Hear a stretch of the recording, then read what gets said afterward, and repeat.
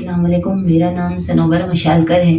मैं municipal Urdu school की teacher हूँ और गिल्डर लेन म्युनिसिपल कॉलोनी मुंबई सेंट्रल पर रहती हूँ।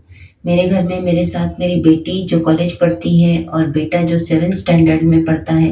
बस हम 3 ही लोग रहते हैं।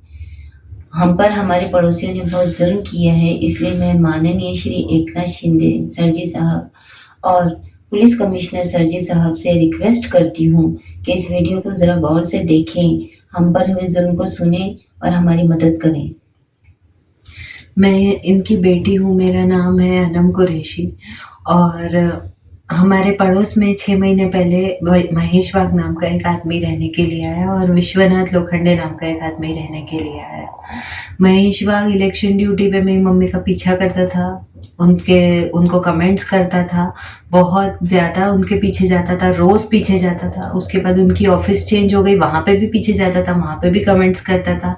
बहुत उसने मेरी मम्मी को परेशान किया। मेरी मम्मी ने बहुत बहुत बहुत टाइम तक इग्नोर किया, लेकिन फिर जब बहुत ज़्यादा पानी सर से ऊपर चला गया तो मम्मी ने मेरी पुलिस को अप्रोच किया। उसके बाद महेश वाघ ने हमारे से दुश्मनी पकड़ ली एकदम और 26 मार्च को महेश वाघ, उसकी वाइफ और विश्वनाथ लोखंडे और उसकी वाइफ, ये चारों पड़ोसी हमारे घर के बाहर आके इन्होंने, हम लोग बैठ के इफ्तार कर रहे थे रमज़ान के टाइम में, तो गाली गलौज की, मेरी मम्मी को मारा, उनके कपड़े फाड़े। मेरे नाना भी साथ में थे, उनको भी उठा के पटका, उनके भी साथ फिजिकल असॉल्ट किया और जाकर पुलिस स्टेशन में हमारे अगेंस्ट एट्रॉसिटी की एफआईआर डाल दी। हम लोगों के पास सीसीटीवी फुटेज है, ये सब कुछ रुबीना सलीम खान करा रही है। हम लोग गए एफआईआर के कराने के लिए तो पुलिस ने हमारी एफआईआर नहीं ली। हमारे पास मेडिकल रिपोर्ट्स भी है। उसके बाद जब दूसरे दिन हम लोग कमिश्नर सर के पास गए तो कमिश्नर सर ने भी सीनियर सर को बोला कि इन पर एट्रॉसिटी क्यों डाला है तुमने, इनके ही साथ जुल्म हुआ है और इनके ऊपर तुम लोग एट्रॉसिटी डाल रहे हो। तो भी सीनियर सर ने कुछ उसका ये नहीं किया और फिर भी हमारे ऊपर एट्रॉसिटी की एफआईआर दाखिल कर दी। शोभा पिसे मैम रोज हमारे घर पर आती है स्टाफ को लेकर और रोज हमको हेरेसमेंट हो रहा है।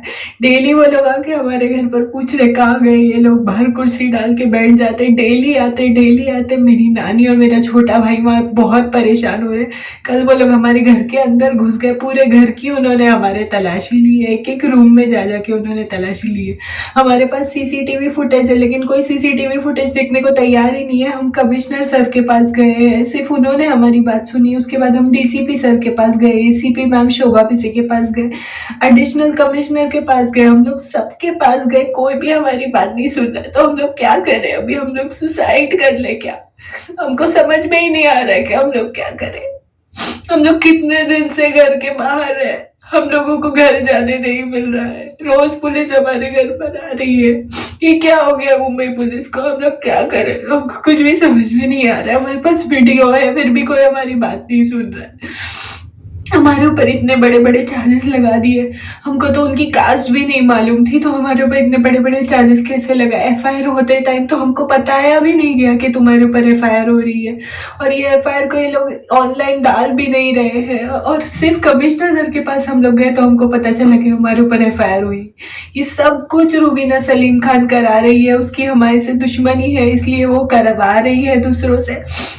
हम लोग बहुत ज्यादा इस मामले में परेशान है, हमको नहीं समझ में आ रहा है हम लोग क्या करें। हम लोग एकदम सुसाइडल है।